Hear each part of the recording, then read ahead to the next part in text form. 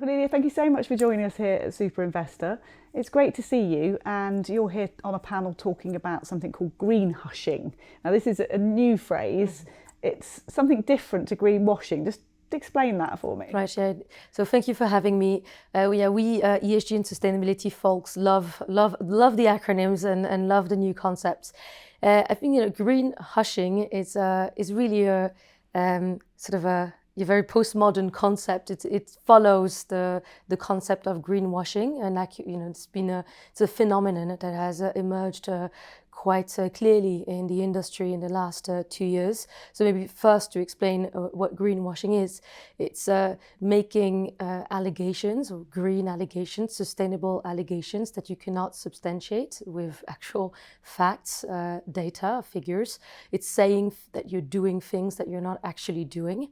I do want to point there that, and something that is really important for the rest of the discussion, is that greenwashing is a very negatively connotated word. It's not always something that's done with a malicious intent. People don't go into a meeting room and decide, how are we going to trick the consumer, the retail investor, and our capital partners? It often stems from a lack of awareness and understanding of regulations, of actual, so current and upcoming standards, and also of the reality on the field. It's assuming that you can do things and control things that you can't control. And it has happened a lot in the last 2-3 years, to be honest. So this, the natural, everything's a pendulum, isn't it? And with ESG and sustainability, 10 years ago, we were fighting to be heard and to be relevant. Maybe I would say 3-4 years ago, around COVID, we suddenly had sort of a moment of fame. There's this whole bubble around ESG talent, and ESG conferences popping everywhere, ESG SRI funds, ESG funds, Article 9 funds, and the backlash happened, coming mostly in the US, but the backlash is sort of to one of the biggest arguments that the anti-ESG crowds will be using is that, you're greenwashing. So the natural sort of pendulum sort of swung on the other side, and that probably we can date it from COP27 in Egypt, where you would see corporates, financial institutions who are in Sharm el-Sheikh, so they're doing something. If they are in the green zone, let alone the blue zone, it's because they have taken commitments. We know they are active, but they won't speak about it anymore. So that's the green hushing. So I am doing something. I have teams, I have resources, I have processes, tools in place, but I won't speak of it anymore. I won't even put it at the agenda of a board, for example, or when I'll do it confidentially. I will maybe take down my ESG report or stop. If I were planning to report, I'll stop doing it. And that's fine in a way, because I'm a big proponent of do first and tell later, of a show me approach rather than tell me approach. The problem is that, as always, things sort of get a little excessive. What we're seeing now are companies who are not even starting, who are not committing, who are not setting the right threshold in terms of minimum requirements, in terms of resourcing, in terms of reporting. So strangely, greenhushing works in both ways. It's people concealing they aren't doing anything at all, but conversely, people concealing that they are doing something. Exactly. And is that due to a backlash because people are concerned about the impact on their investments when people are doing ESG properly? I think it's due to, I think it's in some geographies, in a specific geography today, it's important to acknowledge that some, state pension funds, some investors, being anti-ESG, will react to the concept of ESG negatively. They are under the impression that dedicating time and resource and mind space to ESG is concurrent, or competes with the time you spend thinking about value creation, revenue generation, exits, etc. Obviously, I think that the more we research this, the more we see that they're completely intertwined. The financial and non-financial risk are just work hand in hand. You can't, and And I think that in a way the industry has trapped itself by using an acronym that is incredibly, it's very specific to the financial industry. It is 3 little letters that are supposed to encompass all non-financial material risk with huge impact on your finances. So we, probably by oversimplifying, we made ourselves very vulnerable to criticism, and frankly, fair criticism, because, when you start having ESG teams that don't speak to anybody else in the company, when you have glossy ESG reports, or impact reports, even worse, and you talk about impact, but you're not doing any impact, and it's not substantiated by actual facts, data. When you say you do, when you commit to net zero, but you haven't even measured your baseline emissions, frankly, you ought to be criticized. So I think if we put aside the people who are afraid to talk about the ESG investments, I think everybody is still investing. Everyone is still, the direction of travel. It's still very much for fiduciary reasons and for very rational, objective reasons to take into account how sustainability topics destroy value or create value. So no insurers out there has decided in 2023 to stop thinking about climate change. Because they're actually paying out policies. They're incurring huge amount of cost linked to climate related events. So it's not only is it top of mind still, but it will be even more so in the coming years. So I think, you know what, there's a time for reporting and there's a time for committing, and maybe people have jumped the gun, probably wanting to commit too early without building the necessary infrastructure to respect that commitment. So in an ideal world to you, what would the true integration of ESG, presumably you'd hope that acronym didn't even need to continue, that actually it would just be a mindset and it would be an accepted part of fiduciary responsibility, as you say, looking at that and how it impacts portfolio companies? The way I see, I'm always surprised when I hear the question, will we need heads of ESG or ESG teams? Corporates don't speak like that, by the way. They talk about sustainability teams or data or ESG data teams or carbon specialists or climate specialists. Nobody's wondering, will we need data scientists tomorrow?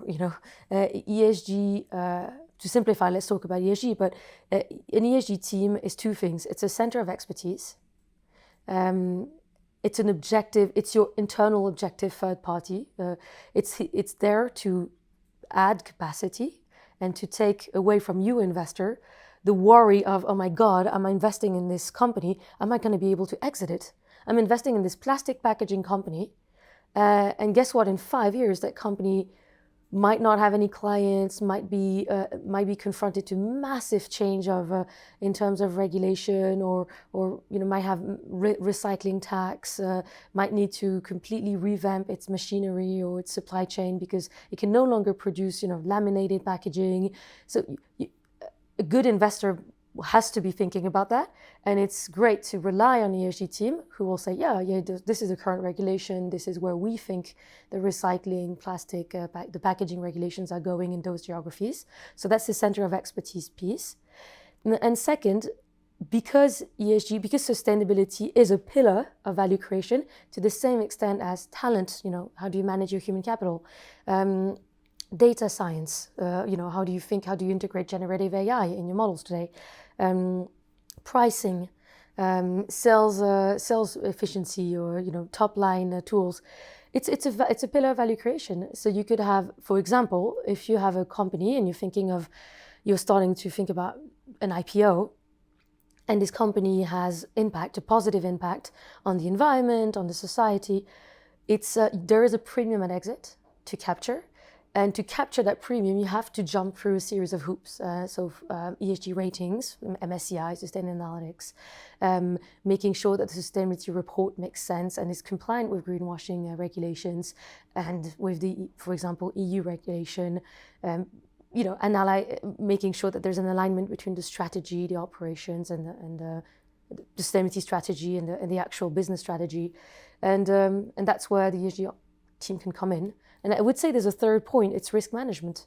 Everybody hates that word, but I mean it is really important. If you say, for example, you're investing in mining, which is incredibly important today to enable green transition, you need some minerals that are in very complicated locations, that are mined in ways that that are mined in ways that are not compliant with human rights or that generate pollution.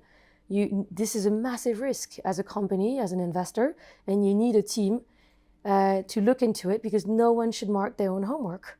The ESG team, the investment team is going to struggle to defend an investment to an investment committee, and at the same time think about all the dark corners and I don't know, because they don't know what they don't know yet.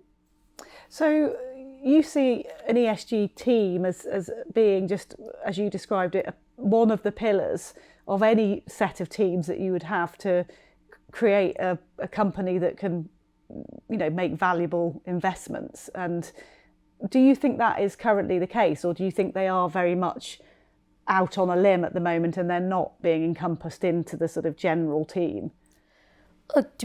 To be fair, so I started my career in a corporate context, so I've had a chance to see what sustainability looks like in a corporate context, and shifted into private equity, growth equity world in 2017. And I've been really fortunate to see how the function has evolved.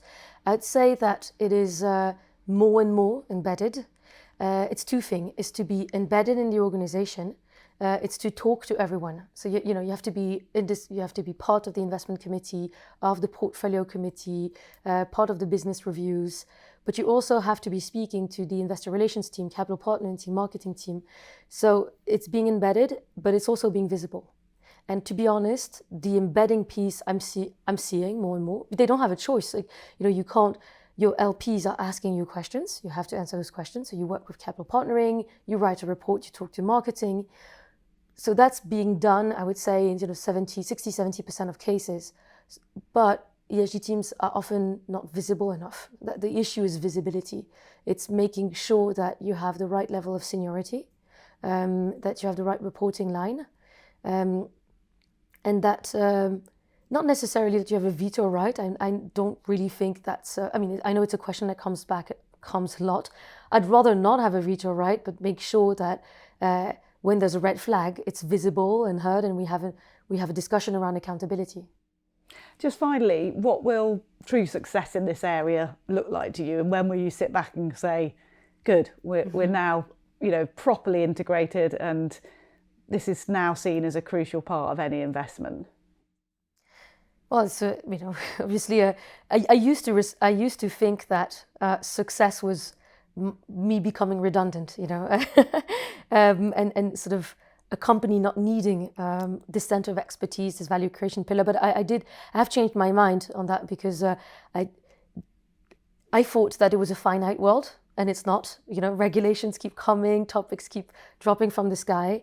I think I'm already seeing success within some peers and within the company. I guess what success looks like is to have a really informed, collaborative, discussion around, on one side, sustainability at the enterprise level, in your investing processes, with your portfolio. Success for me is helping my companies, my investments, go from 0 to 1. That's what success is like. I also think that in the future, instead of dividing ESG and impact, we've been doing this for 5 years. ESG is not impact. Yeah, of course it's not. It was important to remind people of that. But you can you can think about your impact, a positive impact, as an ESG team, and build an impact management framework. Even if you're a growth equity player, investing only in tech, I'm seeing, and it would be great to have more synergies between the impact investors, so impact funds, and traditional funds. And that could bring a huge reputational shift for this industry if impact was really put at the heart of more Yes, because, of course, it's important to distinguish when you invest for impact and with impact. It's important to have an honest conversation about returns and about how you frame your investment. Your investment processes. So it's not the same. It really is not the same to be an Article 9 fund, an Article 6 fund. It's not the same to say every investment that comes in, I'm going to have a very strong side letter, an ESG side letter in the management, in the shareholder agreement. I am going to have always a sustainability committee. They're going to be net zero. It's a completely different story from saying, look, I don't exclude. I don't take an exclusionary mindset. I invest in where I see potential to grow, but I will bring an ESG. I will bring a lens, a sustainability lens, and make sure that we're investing eyes wide open. And that I think is very important. Is to deal teams just need to, and maybe back to a question on what success looks like. I would love for deal teams to feel comfortable and fluent and literate on sustainability, stepping on a board as a board member. There often are board members, and ask all the right questions, and so deal with all the hot potatoes. Watch this space and let's see if that develops. Cornelia, thank you so much for sharing your thoughts. Great to talk to you.